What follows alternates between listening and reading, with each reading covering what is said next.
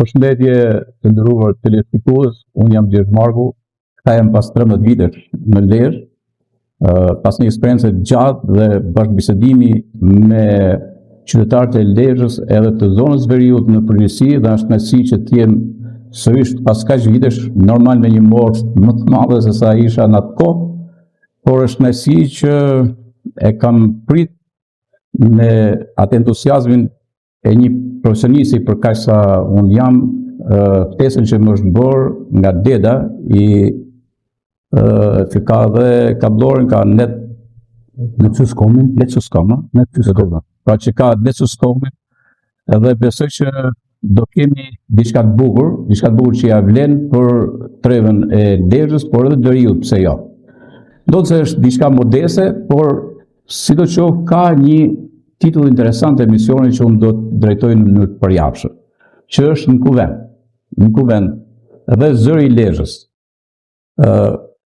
Akrolis TV. Çfarë është Akrolis TV? Unë do ta nis sot me Hekuran Kokrin, që është miku im dhe është një aktivist shumë i veçantë për zonën. Hekuran, mirë se erdhe në hapje. Mirë dhe faleminderit. Shumë kënaqësi që jem i pari i këtu këtë kuvend që bëhet këtu në Lezhën e Vjetër, siç edhe është emri i televizionit, që është Akrolisi, Lezhë e Vjetër. Po, Akrolis do me thënë, unë qyse mu tha për shembull dhe pash disa gjëra që janë bërë këtu, më pëlqeu, po pse Akrolis? Pse Akrolis? Çfarë sjell në komunikimet me qytetarin Akrolis? Nga pikpamja e lartësisë vet, por dhe nga koha, do me thënë një lidhje mes dy epokave. Tashmë jemi në epokën digjitale dhe normalisht që dhe Akrolis do të jetë një platformë që do të jetë bazuar shumë në epoka digjitale, është një televizion i bazuar në rrjetet kablore, televizion digital i tëri, me platformat YouTube, rrjetet sociale, Instagram, Facebook. Po gjithë kjo bëhet në emër të Lezhës Vjetër, Akrolis, dhe është eksaktësisht ajo që theti, një lidhje mes Terezës dhe Vjetrës, është Lezhë që është këtu, që para se sa historia të ishte, që para se të nisësh shkrueshin librat, këtu janë gjurmë dhe Akrolis që është dëshmia më e qartë e jetës që shkon përtej mregullave të historisë, dhe deri në epokën digjitale që është platforma e re, që kërkon të angazhojë të rinj, të fëmijët, qytetarët e kësaj zone në një bashkëbisedim, në një mundësi për me thonë gjanat pastër dhe haptës. Ne kemi vënë emrin në kuvend. Do me thënë, nëse flitet për kuvend, besoj Lezhë është vendi mitik i kuvendeve, edhe kështu që edhe gjithë baneri kryesor, pra pamja kryesore këtu, që mund ta shohim, ja ku kemi në kuvend. Dhe është interesant kjo, sepse zëri i Lezhës, me sa duket ka përmes kërkimeve me inteligjencë artificiale. Po, normalisht që Lezhë është vendi i kuvendeve, Lezhë është qyteti i kuvendit, nuk ka kur gjatë tjetër që definon më mirë Lezhën se sa kuvendi, dhe është një gjetje në kuvend, dhe normalisht që ky kuvend do me kenë vetëm vendi ku mlidhen njerëzit, po edhe një vend ku u jepet zonë Lezhës, ku lezhjanët, mjeritorët, kurbinasit do të kenë mundësinë që të ngjojnë përjetën e tyre. Po jo vetëm, sepse platforma shtrihet në gjithë Veriun e Shqipërisë, në Puk, në Fusharës, në Kukës dhe në Kurbin e Tham, normalisht do mundohet të jetë një zonë për gjithë Veriun. Një zonë që nuk do më bëjë konkurrencë me Kërkan, por që do më kemë një zonë i vetë, një zonë i pasur. Njëherë kjo në kuvend, ose janë disa logo që vijnë për shumë për emisione ndryshme dhe shpesh herë kanë një koncept pejorativ të atij lloji patriotizmi folklorik, sigur të çon atje me radhë, por në kuvend bonin burrë. Tani sot është burri i epokës së re, edhe gratë e epokës së re. Domethënë, është moment që ne ta themi, shiko, ne do të kemi këtu njerëz që kanë produkte dhe jo llapollop, që nuk bëjnë asgjë domethënë. Dhe kjo do të jetë, si thosh, sinteza e të fturëve, pra pak do të thirrën njerëz me bukë, po themi ma kështu. Dhe a ka nevojë që në trevat tona të flitet të flitet me projekte, të flitet me konkretësi të veçantë, domethënë sepse nuk ka kusht humbje kohë tani, në çdo lloj rrjeti, qoftë rrjete sociale, qoftë në ekranet e televizionit, të humbje kohë me njerëz cilët nuk sjellin asgjë. Kështu që besoj që kjo është e veçantë që ne do sillim përmes. Ndërkohë që ndonjëherë është koncepti për t'i parë në mënyrë si kritizer, ka zonë pushtetin një mënyrë, ka dy mënyra domethënë, ose për ta parë me një servilizëm skandaloz, ose për ta parë me syrin e kritizerit. Domethënë, dhe sa herë ndahen kampet, shikoj kjo. Besoj që ne këtu do të jemi shumë konstruktiv. Do të jemi shumë konstruktiv për ta përcjellë fjalën me finesë ke publiku dhe në mënyrë bindëse, por ajo duke qenë ti si ekspert. Mase ne mund të japim edhe shembull se si mund bëhen PR të institucioneve, bashkive e tjerë në radhë, sepse sot nuk komunikohet shumë keq, nuk ka drejtare komunikimi për publikun.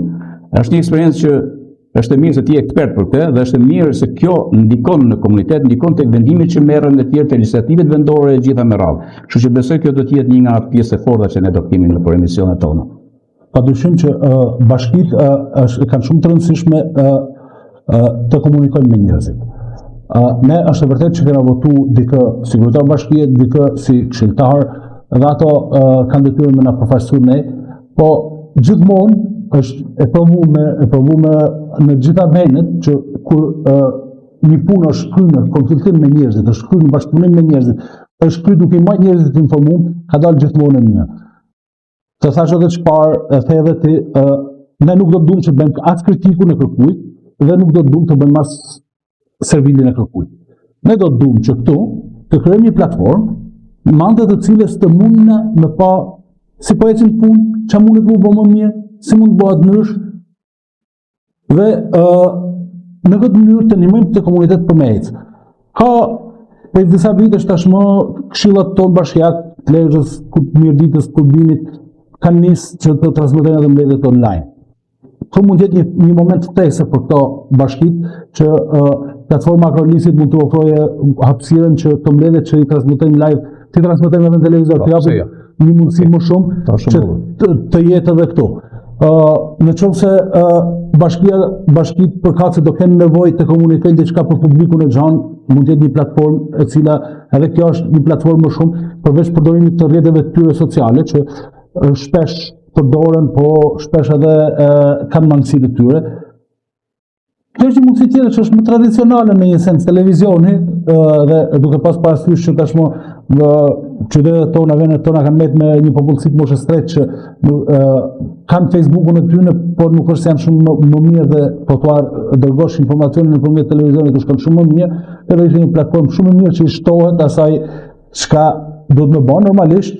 E gjitha ajo, dhe ne këtu do mundohemi të shtyjmë që bashkitë të bëhen sa më transparente, ne do të kemi parasysh edhe burimet njerëzore nganjëherë kanë të bëjnë atë që nuk është se s'duan bashkitë që të bëjnë punët, po me bashkitë si Kurbini, Fusharzi, mund të burimet njerëzore, nuk kemi një ekip të mirëfill që të munden me dhënë informacionin siç duhet.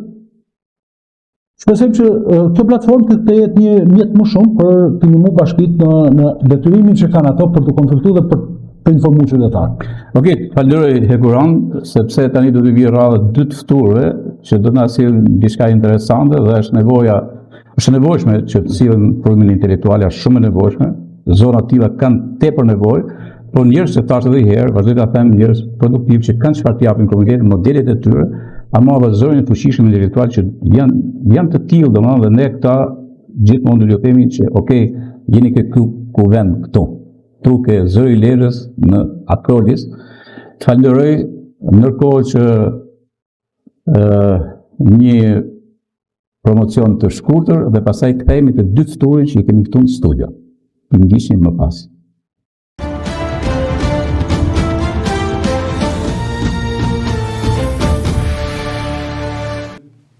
Të nderuar teleshikues që po na ndiqni këtu në emisionin Kuvend, rikthehemi sërish në studio me dy miq të mi të ftuar, dhe që u shkon domethënë fjala në Kuvend, dhe është Gjon Marku, studiues i njohur tashmë, dhe Frano Kulli, shkrimtar, publicist edhe drejtuesi i Entit Gjershfishta.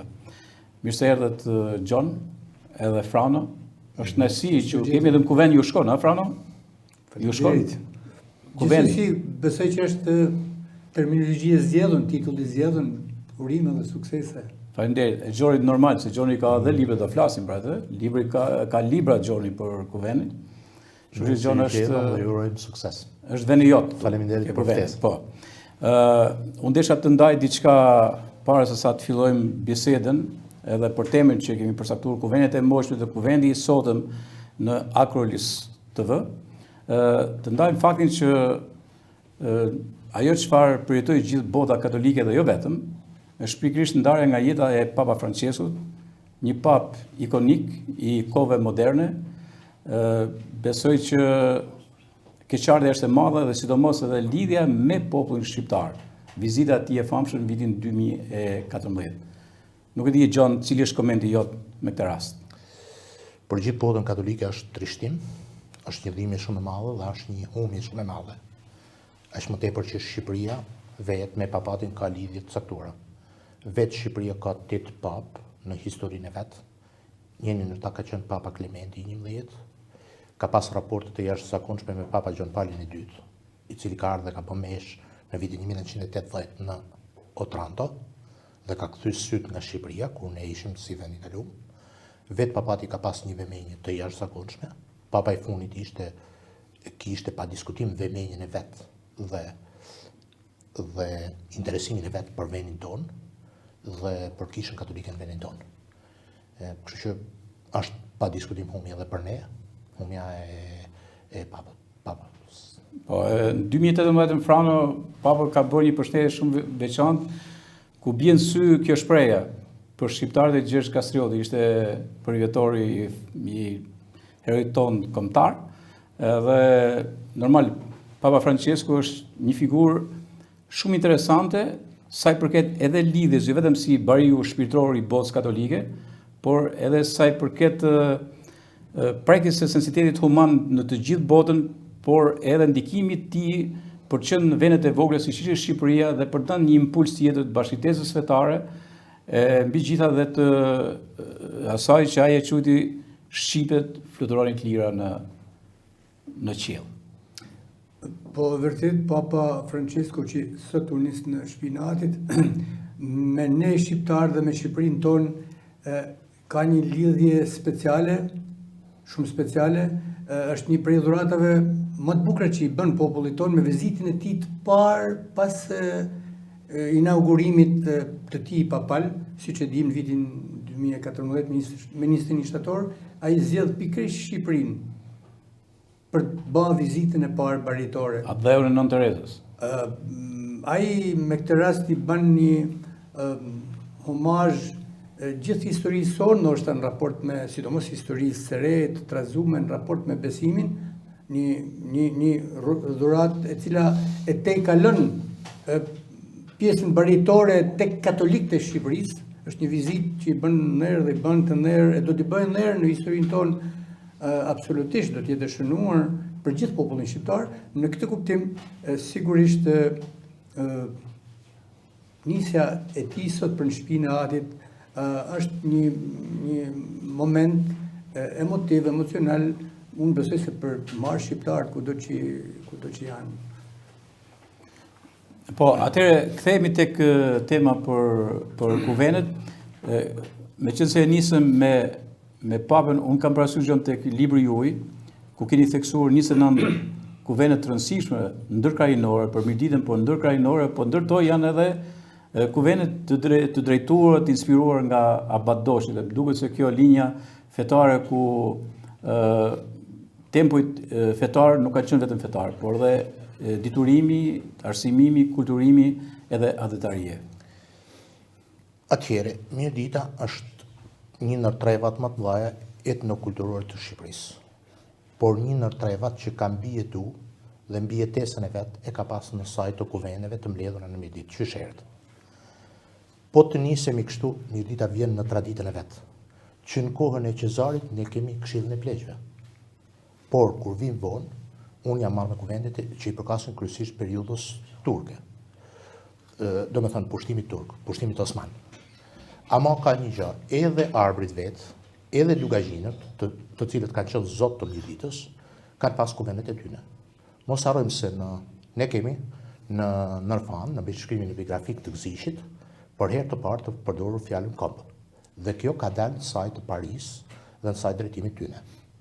Është një popull që ka rezistencën e vetë, e ka la me shumë kosto, ka pas shumë kosto, e ka la me gjak në kuptimin e mirëfillt të fjalës, dhe kjo rezistencë nuk i është duru, nuk i është fal, kjo mbetësi e saj. Një ndër faktorët kryesor në këtë kanë qenë edhe kleri katolik, kanë qenë priftat e ditun të atyre territoreve, të cilët kanë marrë pjesë në përkuvende. Mos harrojmë, Mjedita ka pas dominikantë, po ka pas në rrymat kishtare më të larta që kanë qenë benediktinët. Benediktinët kanë bërë revolucionet mëdha edhe në Europë, jo vetëm në Shqipëri. Për sa i përket territorit të Mjeditës, benediktinët kanë themelu kuvendet e mëdha benediktine të Rubikut, të Nërfanës, të Shpalit dhe të Roshit, të cilat sipas shuflajt dhe studiuesve të tjerë përgatishin klerik për krejt Dalmacin, për Aguzën, madje dhe për Greqinë, Bosnjën e tjerë. Pra llogaritë sa ishte nikimi tyne. Natyrisht, një revolucion të madh dhe një prurje të madhe kulturore kanë prurë franceskantë. Dhe ata kanë qenë udhëheqësit shpirtëror në pjesën më të madhe të kuvendeve. Në vitin 1594 në Nërfan, pas formimit të lidhjes së madhe të Mjeditës, e cila krijohet në 1570, mlidhet kuvendi i Nërfanës. Ajo është drejtuar nga në drejtuesit e kuvendeve kanë qenë edhe drejtuesit e lartë të kishës katolike. Veç saj, në këtë kuvend, dihet që kanë qenë 2 princa të nivelit lart, për cilët ne nuk kemi një monografi sot, nuk kemi një studim mirëfillt sot, dhe kanë qenë Gjin e Gjon Gjergji. 2 princa shqiptarë të cilët pas kuvendit të vitit 1602 në Rosh, të cilët sërish e kanë drejtuar ata, në vitin 1614 kanë vajt në Beograd dhe kanë drejtuar kuvendin e madh nër shtetëror, pra ku ishin anti-turk. Llogaritë e shpërmas kishin këta 2 persona. Dhe cila është përmasa? Edhe kuvendi 1602-shit, në krye të vet ka pas udhëheqës klerin katolik, i cili ka nikimet e tij. Pastaj për të ardhur në vitet 1800, ku pa diskutim janë nikimi i Gaspër Kasniqit, nikimi i Obad Doshit, dhe gjitha këto kuvende bëhen shumë të rëndësishme dhe marrin vlera të jashtëzakonshme, sepse gjithmonë janë në një linjë, në linjën për fe, kombë dhe kulturë. Janë gjithmonë në të mirë të kombit, janë në një dëshirë të madhe dhe me vendime për ta shpallur një shtet shqiptar, mirëfillt, me të gjitha mënyrat, janë piknisja e lëvizjeve kryesore ku përfshihen edhe Nikaj Mërturi, Malësie Madhe e tjerë, pra të gjithë zonat katolike, dhe këto ishin bërthama kryesore. Edhe po të marrim lidhjen shqiptarit Prizrenit, sërish kuvendet e mbledhura në Mjedit janë në këtë linjë, në këtë hulli dhe me nikimet forta, me vendimet e tyre për të shku drejt shpalljes së një shteti shqiptar. Natyrisht janë kuvende antiturke. Unë nuk mund të rri pa thënë dhe pa përmend këtu Paldoshin, i cili në librin e vet që i kushton kësaj periudhe, trajton hollësisht dhe na jep ne qëndresën anti-osmane, që ka populli i Mjeditës. Shpesh dëgjojmë nga njerëz gjysmë ditun ose njerëz pa ditun që thonë jo, po Mjedita që kanë dash turqit e tjerë. Mjedita është rrafshuar nga themelit. Kishat tona që kanë qenë qerë dhe kulture, dije e tjerë janë rrafshuar deri në themel. Mos harrojmë se nëpër Mjedit kalonte rruga nga Shkodra në Nisht të Serbisë dhe vinte nga Viku, dilte në Shëngjersh, në Shpal, në Orosh dhe shkonte deri në Prizren. Ai rrugë shpesh është bllokuar. Për të ardhur deri në kuvendet e fundit, që i përkasin viteve 1900, po të kemi parasysh në 1911, është popullu gjithë Bregmati, dhe pse ishte vraka me kam i Lezhës, dhe është popullu, është futë gjitha në territorin e Mjeditës, dhe udhëheqësi kryesor i kësaj ka qenë Koltoma, dhe kuvendi i mbledhur në Rubik. Pra që nga 1594 e deri në vitin 1900, deri kur formohu shteti shqiptar, kemi kuvenet të cilat kanë qenë në kushte të caktuara, në rrethana të caktuara, të cilat kanë udhëheqë këtë territor. Ky territor nuk ka qenë këtu i shkputur. Edhe kuvendi i kuveni që është krye kuveni shqiptar, që është kuveni Lezhës, pra kuvenet e Mirditës vinë këtë hulli. Okej, me që se më erdhe këtu dhe pastaj do të flasim për një qasje pak më ndryshe ta lidhim dhe me kuvenin që them sot, koha sot me çfarë lidh me kuvenin e moshme dhe ceke pak kuvenin e Lezhës. Frano Kulli, Frano, nuk e di, domethënë kur ti bëre entin botues atë Gjergjfishta.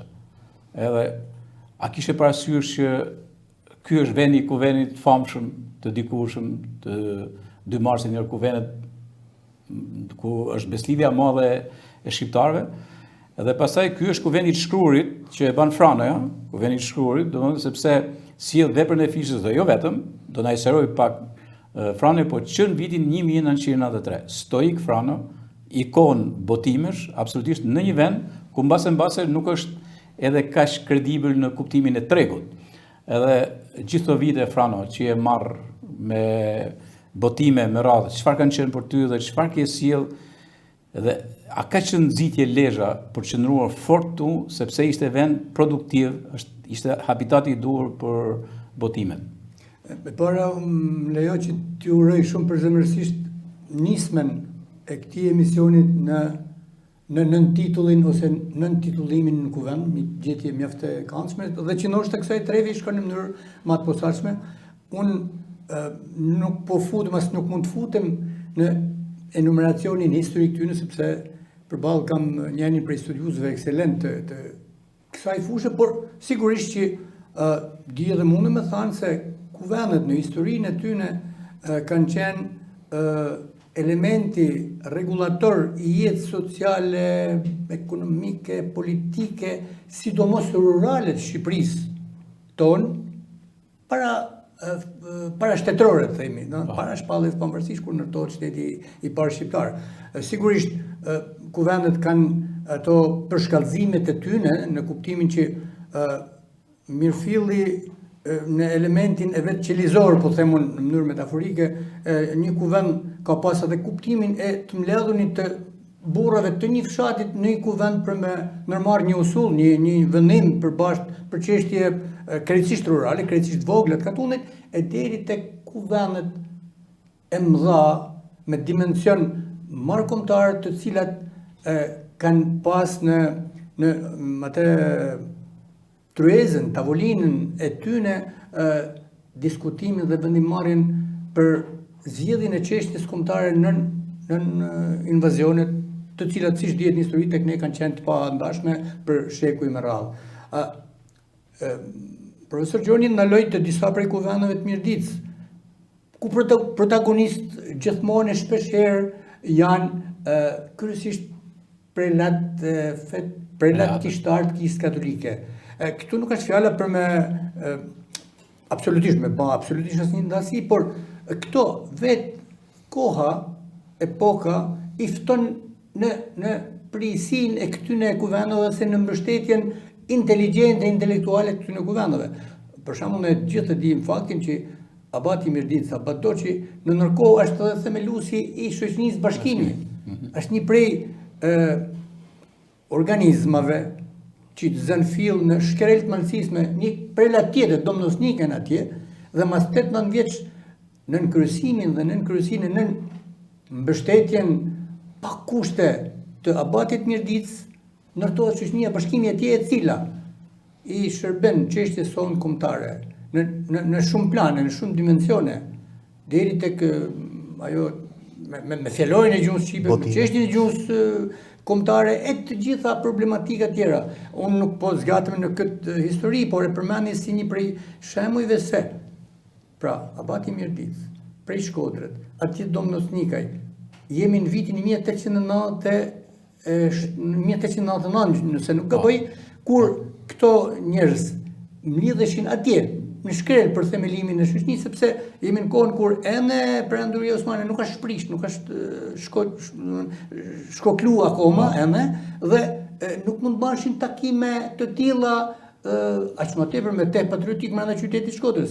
Këto gjajnë atje, gjajnë edhe atë koperturën, mulesën që mlidhet, si më thënë, si një takim katolik, në kuptimin kështu, dhe atje shtrohet çështja kombëtare e themelimit, nevoja për themelimin e shoqënisë bashkimi. e zgjata këtë, për me theksu më të madhe këtë që studiusi miku im Gjoni i theksoi me radhë që nuk janë rastësore këto kuvende. Enumeracioni i tyre vetëm një krahinë, si më ditë që padyshim është krahina sipërfaqësisht më e shtrirë ku feja katolike është dominante si besim, por gjithsesi pra këto kuvende thash janë në këtë dimensionin, në këtë format. Para shtetërorë që kanë qenë regulatorët e jetës. Pastaj me arte, ajo pika më lartë të tyne, në kuptimin e historisë tonë kombëtare, me Lezhën lidhen një mënyrë pak më speciale, sepse dihet që Lezhë është vendi i kuvenit më të famshëm të historisë tonë kombëtare, është kuvendi Gjergj Kastrioti, që mbledh princat shqiptar, princat e shpërndam në principatat shqiptare etj. Dhe këtu merret ai vendimi i famshëm që pra domethënë simbolika e kuvendeve ndoshta në një farë mënyrë simbolika historike mbetet Lezhë. Në këtë kuptim, ajo që keni zgjedh pikërisht kuvendi për kuvendeve. Kuvendi, bravo. Dhe ju që keni zgjedh pikërisht emërtesën e tillë, mendoj se keni gjetë mirë në vendin e duhur. Okej, atëherë do shkojmë pak te memoriali sepse kemi një intervistë realizuar me historianin, që unë e quaj historian ekselent, një guider i shkëlqyer i historisë së Lezhës dhe i bën nder Lezhës dhe historisë shqiptare, jo vetëm Lezhës, është Paulin Zefi. Ta ndjekim Paulinin nga memoriali i Skënderbeut të Lezhë. Mirë, okej.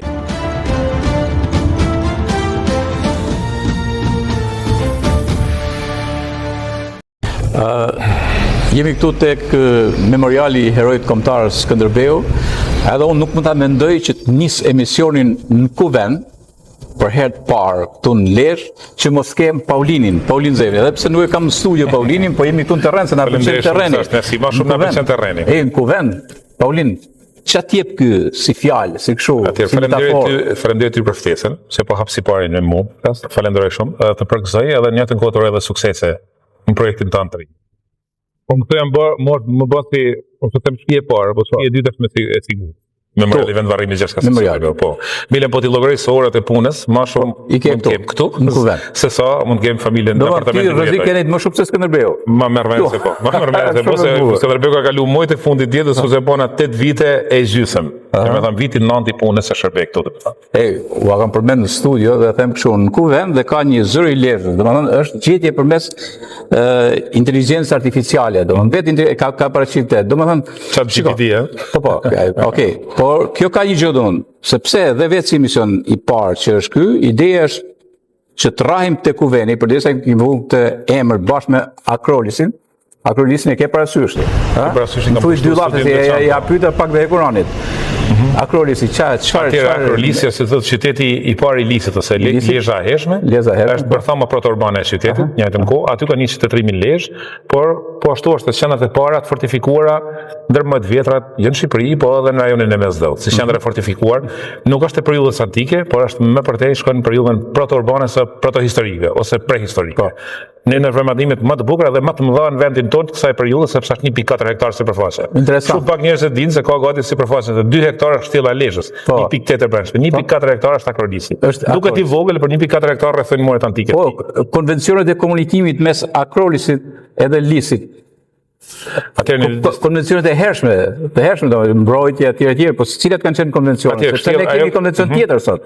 Janë konvencioni i komunikimit digjital, domethënë. Pra edhe themi nga e hershme. Në epokën e teknologjisë tani po. Në periudhën që flasim, vllanet faktikisht vinë nga fundi i shekullit 3 para Krishtit, vitin 213 nga Polibi, fushata e Maqedonisë Filipi V, kur pushton qytetin e Lisit. Edhe vetë e përmend thotë kur i dhani ndjesi shumë të veçantë dhe ndjesi frike dhe pasigurie Filipit V kur holli sytë pa lart Akrolisin, edhe e përllogoriti se kjo është një vend fortifikimi pa pushtueshëm me forcë dhe pa arritshëm. Fakt arriti ta pushtojë për një taktikë shumë të veçantë, me strategji të veçantë, dhe pasi ra Akrolisi ishte kaq thjesht pushtimi i vetë qytetit të Lisit një ditë më vonë, ditën e nesërme. Pra ishte si po themi gur shahu, gur kyç ose fortifikim kyç, i cili nuk ishte thjesht në shërbim mbrojtjen e fortifikimeve të Lezhës, por ishte po merri Akrolisin merren në kontroll e lisit. Çka dhe ndodhi faktikisht? Filipi Fest. Tani, tema që diskutojmë sot është kuvenet, domethënë kuvenet e hershme dhe kuvenet e sotme, domethënë pak a shumë, po kuveni ti vazhdimisht i kem shoh këtu për ta kaluar në festë kombëtare. Kuveni Bestidës. Besoj se vitin tjetër, jo besoj jam shumë i sigurt do festojmë. Do ta kalojmë si festë zyrtare, po. Sepse mendoj që festivali ai lloj patriotizmi edhe të studios, normal që te i kalon limitet e patriotizmit e të shkencës pak a shumë, apo është një vërtet e madhe që ne pikërisht kur themi për kuvendet, ne do të shkojmë pikërisht te kuvendi më i madh i kombit. Ky ka qenë më e rëndësishme, shiko. I lëm me njën emocionet, lëm me njën patriotizmin tim tënd në dikujt tjetër. Faktikisht është një ngjarje shumë e rëndësishme.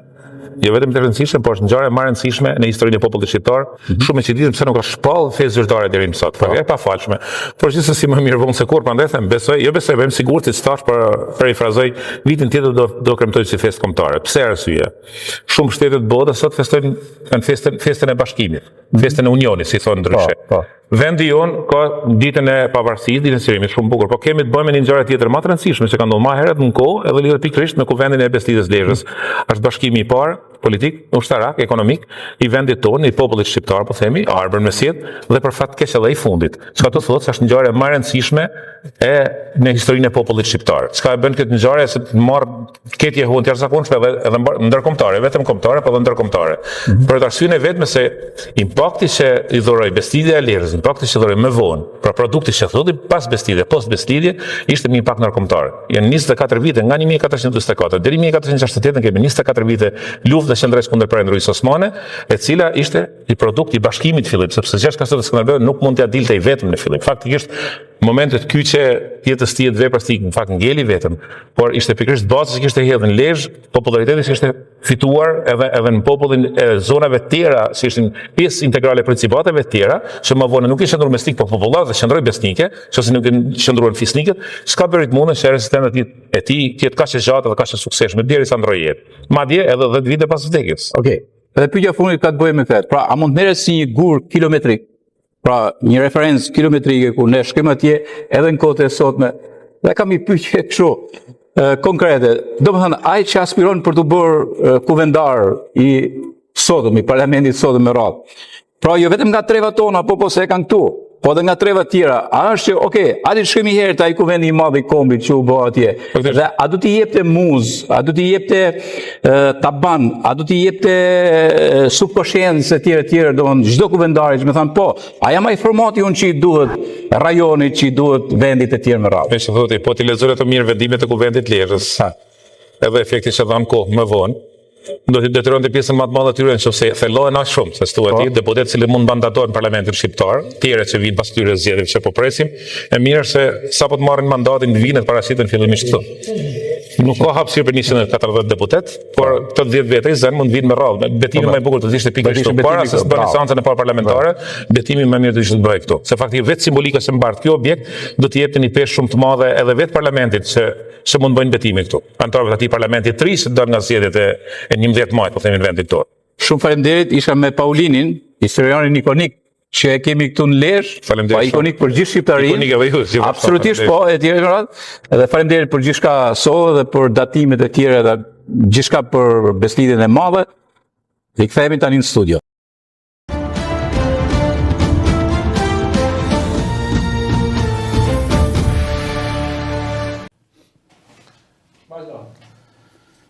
Mirë, jemi rikthyer sërish në studio pas bisedës me Paulinin që është marrë me kuvendin e Lezhës. Shiko, Gjon, po të marrim këto kuvendet edhe po them kuvendet ato që quhen kuvendet parlamentare me parlamentin e parë dhe mbi të gjitha, meqense sot ne kemi një fushat pak të eshme, mase si rrallë herë parlamentare për parlamentin e ri. Dhe na bie të takohemi njerëz, dëgjojmë televizionin se sot ka mënyrat e komunikimit janë shumë të sofistikuara, që kanë hes shumë para me teknologjinë me radhë, por unë duhet më sjell një qasje nga parlamenti i parë, nga përfaqësuesit e parë, të asaj kohë, nga kuvendet e parë, nga mënyra si diskutojmë kuvende, nga mënyra se si silleshin problematikat e zonave, edhe pse një kohë shumë të vështirë ku ishte prezencëzia Bugës e tjerë, pa përmend domosdoshmë komunikimet me radhë. Cila është Shqipëria atyre dhe çfarë ndryshon me sot, është një pyetje që e kam edhe për Franën. Kuvendet shqiptare janë modeli i përkrym i zgjidhjes së problemeve që ka pas populli. Frano pak minuta më parë tha që edhe një fshat lidhesh në kuvenin e vet dhe punët e katunit i zgjidhte. Kur them unë treva mikpritëse, ne kemi gjuhë dhe e dim se familja, kur vinte miku, nuk korriteshe familja, nuk korriteshe personi, po korriteshe fisi, korriteshe katuni, etj.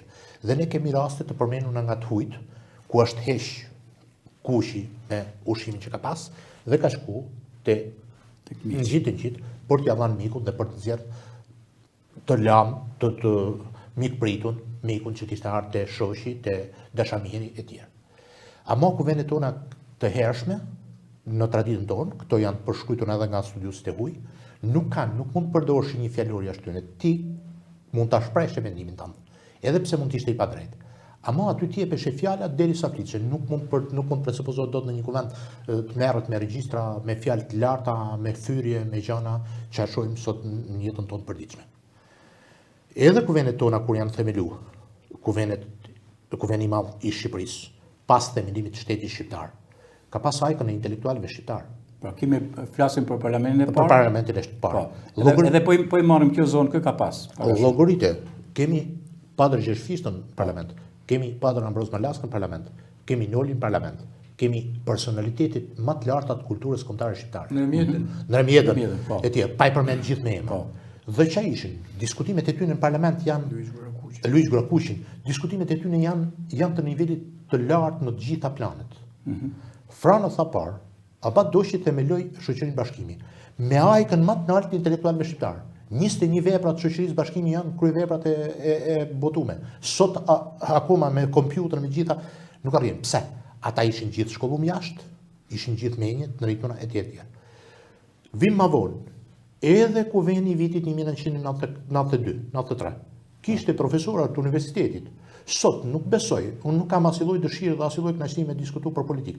Ama në parlament ne kemi dëgjuar deputet që nuk kanë ditë të lexojnë. Shkrimit që i kanë përgatitur vetë apo shkrimit që i kanë përgatitur tjerë. Këtu unë mri dhe them, vërtet këta nuk kanë ditë me lexuar ato që kanë përgatitur apo ato nuk kanë ditë me lexuar ato që u ka përgatitur dikush tjetër. Se nuk bëhet fjala për menim, për ide apo për zhvillim të trevave të zonave të tjera. Edhe ne vetë kemi pas deputet që kanë 4 vjet në parlament e nuk kanë folur. Atëherë, treva e Mirditës a ka merituar me pas këto, po marrë trevën e Mirditës, treva e Vlorës a meriton me pas ata, kur Ali Aslani në para 100 vjet shka bën ato gjanat mrekullueshme? Tashti, nuk do merrte malli, nuk kanë me qenë në parlament, ku një gjën duke të marrë nga i pari i funit, familja, këto. Kara fuqishëm niveli. Çfarë ndodh? Edhe në jetën e përditshme, shohim njerëz të cilët nuk e kanë, thotë jam intelektual, po çfarë intelektual? Një libër se ke në shtëpi, një pikturë se ke në shtëpi, një gjë. S'ke lexuar një libër për kaq vite, krenohet se s'kam lexuar një libër. Dhe këtu është një dallim shumë i madh. Fjala intelektual nuk ka asnjë lidhje me fjalën parlament. Me pak, nuk du me ironizu gjithë deputet, pa diskutim ka me një të rritër, pa diskutim ka adhetare, patriota e qona, për ama kur një gjënë aty duke Tretkova, Shaj, është zëvendësuar me gjëra të tjera. Frano, kim parasysh, shiko, pse dëgjohej fishta? Mirë që lexohej e tjerë, por dëgjohej fjala e tij, ose fjala e tij edhe në kongres, edhe gjithkund tjetër. Son ma domen se ti fishtën e ke pikë dihet edhe për filmlarin që ka atje. Pra ne ke sill gjithat kolon libra që ke sill ti unike që janë është pasuri kombëtare. Por pse dëgjoi ky njëri dhe me veprën e tij ai ishte një parlamentar popullor që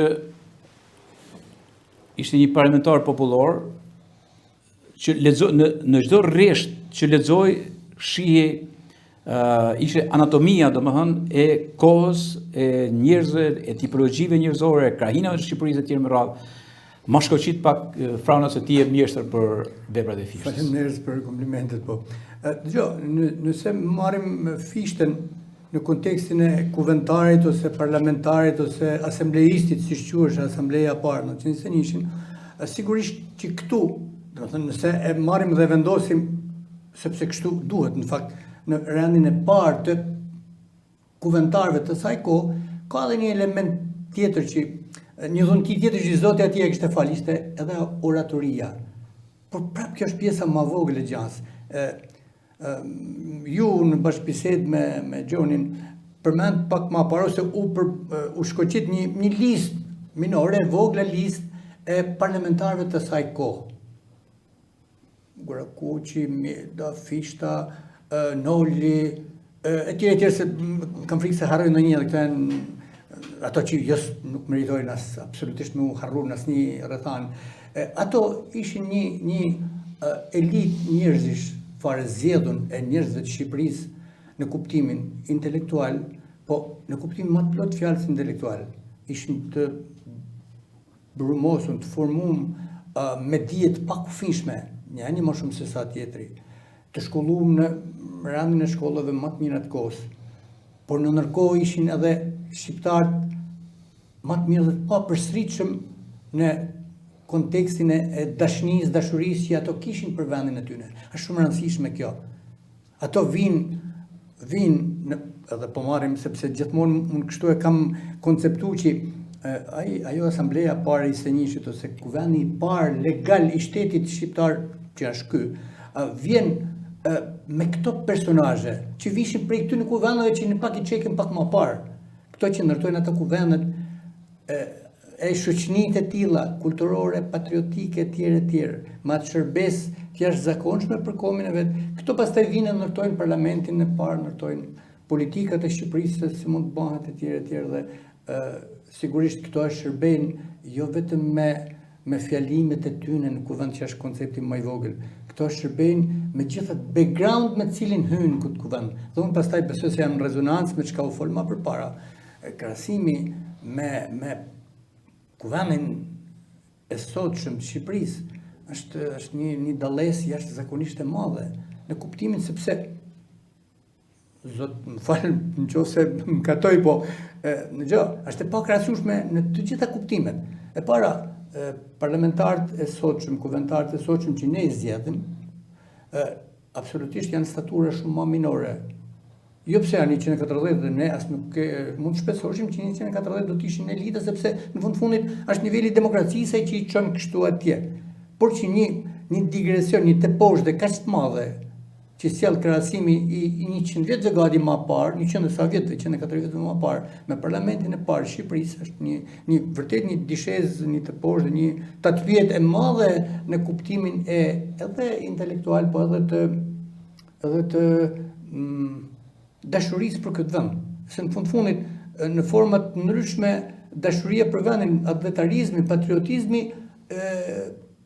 bën tek përfaqësuesit e popullit që ato të jenë më të përgjegjshëm për gjithçka, sepse kanë barë të rëndë, jo të lehtë në supet e tyre. Pra në këtë kuptim, çfarë them unë, nuk më duket se krahasimi çalon. Por le të kthehemi tek këto. Sigurisht unë thash që secili prej tyre dhe këtu po ndalohem te Fishta, vinë me një background të jashtëzakonshëm dhe me zgjedhje plebiscitare për atje. Po marr Fishtën në kohën që ajo shkon në parlament, pra pothuajse e ka përmyll ndoshta korpusin e veprës të tij letrare, publicistike, në të gjitha zhanret e saj.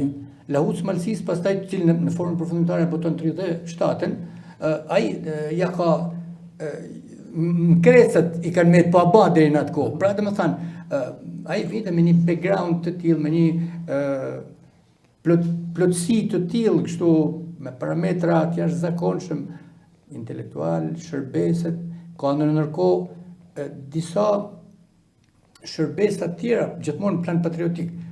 Domethënë, filmas parlamentit parë, më po në vitin 31, 32, nuk i takon shumë vite, është dërguar te shteti shqiptar në tri konferenca ndërballkanike, në Turqi, në Stamboll, në Greqi dhe në Bullgari.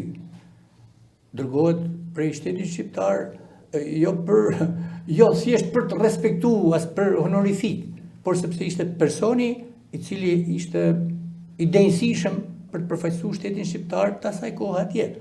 Sikundër se më përpara në histori, në gjithë atë zallamahin e përfaqësimit që njihet historikisht dhe këtu nuk hyj te fusha profesorit, në gjitha zëllamahin e delegacioneve të pafund që përgatiten në shkuën konferencën e paqes, mas fundit caktohet i Zot Bumqi dhe këtu dalim prap, aty ku e nisëm një farë mënyrë që për hir të vërtetës janë elita e kombit që vjen nga radha e prelatëve të fesë katolike, kjo do pranu, nuk është ka lidhje afeksioniste personale, por është vërteta kështu.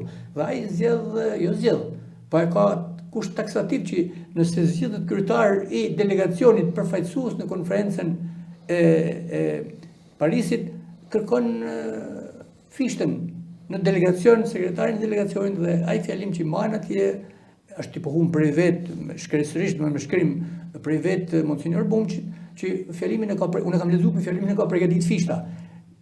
Atë farë fjalimit, të cilin ne tash pak a shumë e njohim, që mund të jetë në shërbesat e rralla çështjes kombëtare.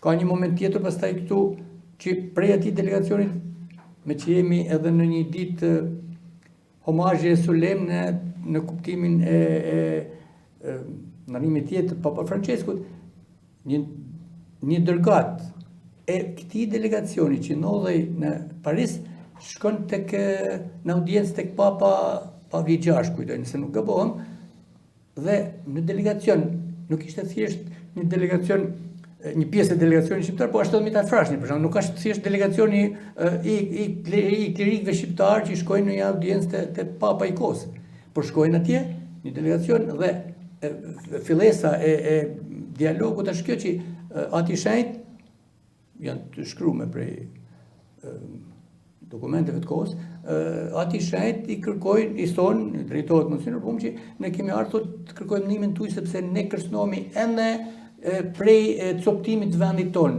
Ishte momenti në 1919, kur Korça, Gjinokastra ishin lakmit permanente të grekëve dhe pothuajse po përgatitej pushtimi, këtej edhe Vlorna po kështu njug, këtej në veri Serbia, gjithmonë në lakmite, edhe domethënë kërcënoheshin të paktën 3 qytete, 3 krahina, të shputeshin Shqipërisë coptuar me dalën mas 1913.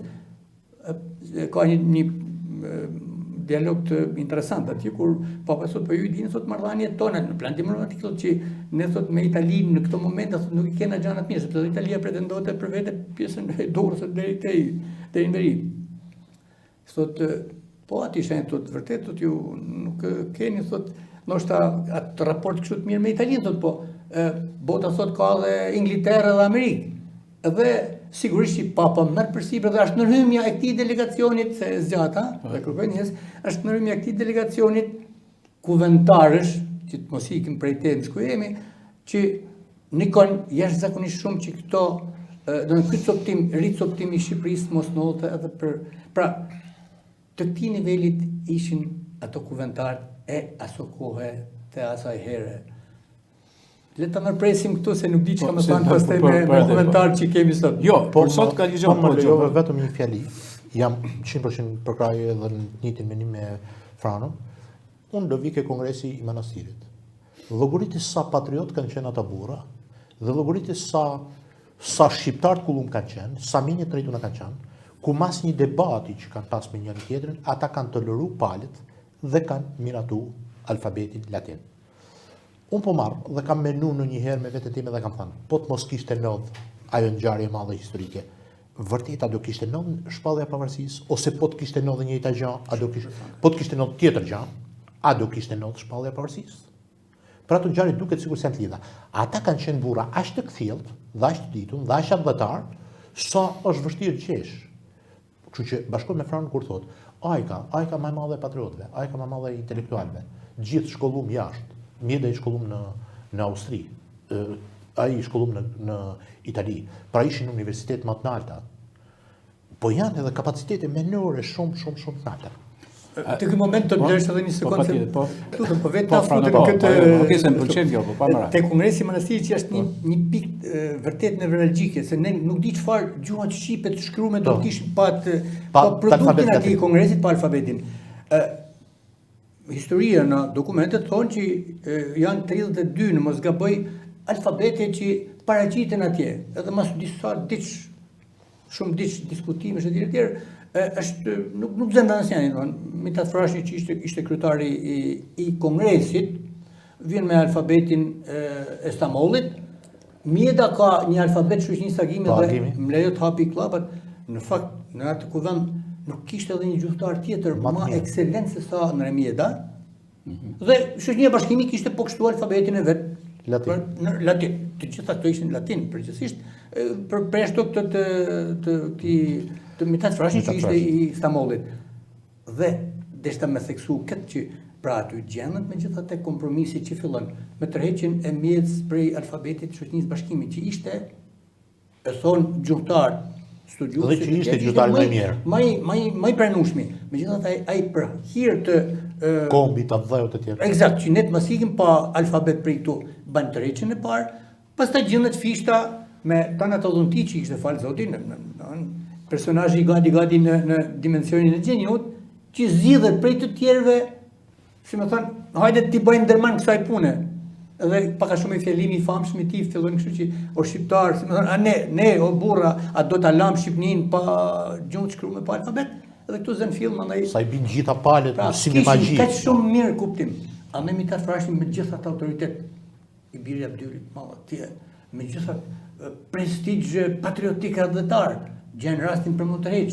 Mjeda këtej par excellence si gjuhëtar gjenë, dhe me gjithatë gjendet elementi i përbashkimit. Unë du me ndërprej edhe këte linjë këtu, sepse po të vjojmë më këtej, më se ku e kemi atë konsensusin dobi Shqipërisë sot, a kemi afër aty në niveleve? Jo, është shumë e bukur. Shiko, gjithë këtë diskutim që u bën tani, do besoj që e keni ndjek me unë ndoshta me shumë kënaqësi, domethënë, po është mirë që realisht të bëhet nga një leksion Frano dhe Gjon, të bën nga një leksion edhe me ata që aspirojnë parlamentin. Një e dyta për të... Shiko, unë kam parë dhe kam lexuar disa diskutime që kanë bërë në parlamentin në 100 e sa vite para. Në 100 e sa vite para, mënyra e shkruarit, publicistika, thukët, argumenti... 104 vjet më parë. Po, argumenti i jashtëzakonshëm, e tjerë nuk ka asgjë bezdise, nuk ka asgjë me forcë, nuk ka vetëm logjikë me radhë. Nërsa sot, për shembull, është mirë që ata që dalin në për zonat, që nesër mas nesër janë përfaqësuese e zonave kështu, të mos jenë thjesht ushtarët e njëshit në kryet një partie të caktuar. Qërso, por t'jenë vetdia e atyre që e kanë përfaqësuar të treve për i kosh, dhe vetdia e njerëzit sotëm që unë nuk besoj që njerëzit kanë rarë nga niveli se lexohet më shumë. Ka mundësi me lexuar shumë më tepër, e tjerë me radhë. Pra kjo është edhe një ftesë që këto kuvende kështu t'i ndjekim, këto kuvende që kemi me Franon dhe Gjorin, ku do kemi shpesh herë intelektuale, unë jam dhe kam pranuar që t'jem në këtë emision me thënë drejtën, që gjithmonë t'i jap hapësirë formatit intelektual të zonës. Është shumë e rëndësishëm. Mase partitë politike nuk e bëjnë për interesat caktuara të jemi se u duan e u nuk, thjesht me ngrit dorën, pakën në një studio thjesht televizive, ne të themi një zë intelektual që kush do ta dëgjojë, le ta dëgjojë, sepse vetëm mirë u bën. Edhe është një obligim edhe i emisionit për ta bërë këtë gjë Frana. Do të më lejosh edhe një moment vetëm, sepse nuk e di se si është koha, por unë edhe këtë po e them. Kujtoj për momentin më vjen në kujtesë figura dhe pozita e njënit prej deputetëve të treve sontu Ambroz Marlaskajt. Ne kemi botuar, është botuar tek enti jonë botues, jo më shumë se sa disa muaj më përpara një monografi për rreth tij. Unë jam befasu kur kam pas rastin me pa pjesën dokumentare që sillet në këtë monografi, edhe ajo që nuk është e botuar, dhe po ndalon vetëm te një moment.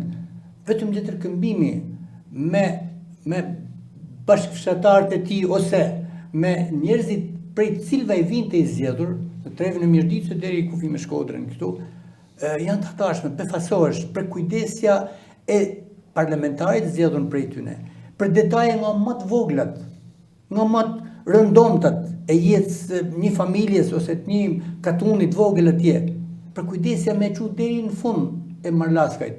Për rast të tilla kemi tek fishta me shumë.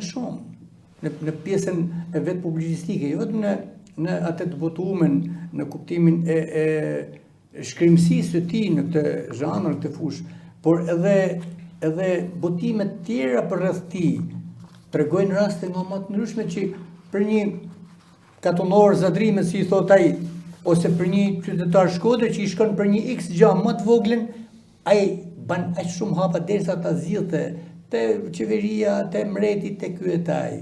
Pse i përmenda këto? Sepse nuk ka nevojë me thënë më ma që këto ishin elita, sepse këto kishin konfirmu me atë erudicionin e hatashëm pa përsëritshëm tyne, por edhe për kushtimi, kjo është shumë rëndësishme, edhe taria kjo është, ato kishin këtë dimension. Ne i përmendim si korifejt mendimit shqiptar, po përtej kësaj, ata kanë shërbyer në mënyrë të mrekullueshme këtu, në rrethanat më të egër të pushtimeve tjera kanë shërbyer çështjen kombëtare shqiptare me një devocion të jashtëzakonshëm. Dhe ndoshta kjo është ajo që këto personazhe i bën të pavdekshëm në historinë tonë. Okej, tani se ti bëj Gjon një propozimon tani. Gjon, do ishte mirë që të bëj një doracak nga parlamentet, një doracak me Franon, një doracak nga parlamenti që t'u jepi kushdo që aspiron për të bërë parlamentar i këtij vendi, një doracak se si kanë funksionuar më ato, dhe kush kanë qenë, çfarë kanë mbaruar, si kanë mbaruar, mënyra sjelljes tyre, mënyra sjelljes me ligjin, me shtetformimin, me kushtetutën, me ligjin, me nenët e kushtetutës e tjerë me radhë, edhe deri ditën e sotme. Do të ishte mirë me pas një doracak Frano sapo tha një gjë memorial, domethënë. Frano sapo tha një gjë të bukur, që në fakt është thelbësore. Po ishin patriot mëdhej, po ishin menjë shumë të rrituna, po ishin edhe shumë burra, me shkuptim burra. Ata fjalën e kishin shajt, ata e kishin po e nxirrshin fjalën këtu të damashin. Shqetësohet ai, prifti, edhe për një njeri aty që ka buk, s'ka buk, po edhe për një shkollë. Unë po marrë rastin e shkollës së Gzishit. Ai di ti që kur i kanë kërku kryplakut, ka thënë, dum një shkollë për 3 katone. Nuk dum thas mielli, nuk dum këtë. Dhe imagjino kur e ka thënë këtë. Po kur e ka thënë, ka thënë 1935. Po. Sot ne kemi një fatkeqësi shumë të madhe. Unë po marr një në kryetempujt e Miritës, Oroshin. Një kryetar komune, duke u bë autostrada, nuk ka marrë dot kaq makina zhavori dhe rane dhe betoni për me bën 2 kilometra rrugë me shku ke Abacia Oroshit, me shku te Konviti Oroshit që në 1930 jep mësim Prangjakova, nuk ka bë dot një rrugë për me shku ke pra ke Abacia, ke Kapitanati, ke atje. Dhe ai fshat është shpopullu. Ne kemi 100 fshatra turistike. Pra kjo ndodh nga pasojat. Ne llogarisim disa gjëra, ky bën i mirë. Po harrojmë pasojat që kanë ndodhur, po të këqijat që kemi bërë, po të këqijat që ka bën një drejtues X a Y në këtë kohë dhe varësit e tij. Po vi ke një element tjetër. Bashk, shumë vite më përpara, në kushte shumë të vështira, kemi bën një gazetë një dita. Bashk natyrisht nuk po them vetëm unë e ti, po edhe një grup shumë më i gjatë, po bashk kanë parasysh. Po aty, sa herë kena diskutuar na për të bën një shkrim si do dilte. Prandaj ajo gazeti ishte ashtu. Është mirë që të diskutohen. Po unë kujtoj me shumë emocion ardhjen e Margarita Gjepës, edhe netjen një ditë në Rubik dhe një ditë në Rshan, dhe ardhjen pastaj në televizorin Mirdita të asaj kohe dhe me bashkëbisedu me të. Atëherë, sot shkojmë drejt kësaj. Do me thënë pasojat që vinë nga padia, nga mungesa dhe nga dëshira e qenje specialistit, njeriu të zotit, njeriu të punës e tjerë, çojnë në pasojat pa riparueshme. Çojnë pasojën e shpopullimit të vendit, çojnë pasojat të shtukjes së shkollave, të prishjes së bibliotekave të tjera. Nuk mund të korrigjohet. Në vitin 1967 u doq biblioteka Oroshit. Zef Mirdita shkruan tek dielli. Ma në fund u doq historia e Shqipërisë. Pse?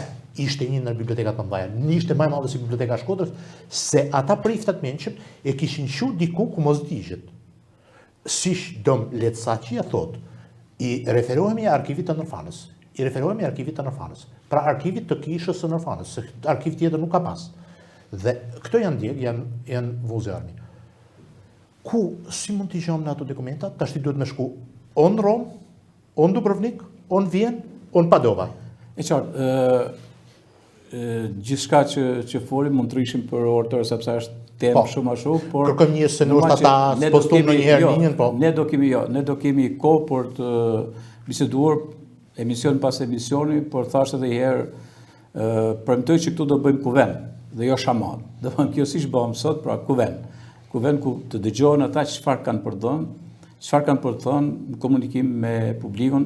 Është nësi që u kisha të dyve, Frano. Edhe një detaj sa grim të kërkoj një, sepse televiziva është shumë ma çmueshme se sa dëshira jonë pa duhet bisedojmë, ose duhet mirë kuptojmë faktin që ne po bisedojmë për kuvendet. Kuvendet që kryesisht pra janë, siç tham, me atë cilësi elitare që kanë të bashkëbisedimit, janë i takojnë pjesës rurale Shqipërisë që është edhe dominanca e popullatës. Por në bashkëkohësi ose shumë kohë përpara, një qytet si Shkodra, që është kërthiza e qytetnisë shqiptare, administrohej prej statuteve të Shkodrës. Ishte legjislacioni kompatibël, i nivleshëm me ligjësinë, me ligjet me të cilat administroheshin qytete si Venecia, Roma, tjerë. Tëna i ka sjellë tash mas ka shekuish Lucia Nadin, albanologja mrekullueshme prej Venetës dhe prej rajonit Venës. Do të thonë që pra edhe elita e kuvendeve është vetë për shkrirë, sepse nuk vjen rastësisht e prime e mjellun si fare edhe në pjesën më të thellë, më rurale të Shqipërisë. Se Shqipënia kjo është në fakt, shumica është rurale, historikisht.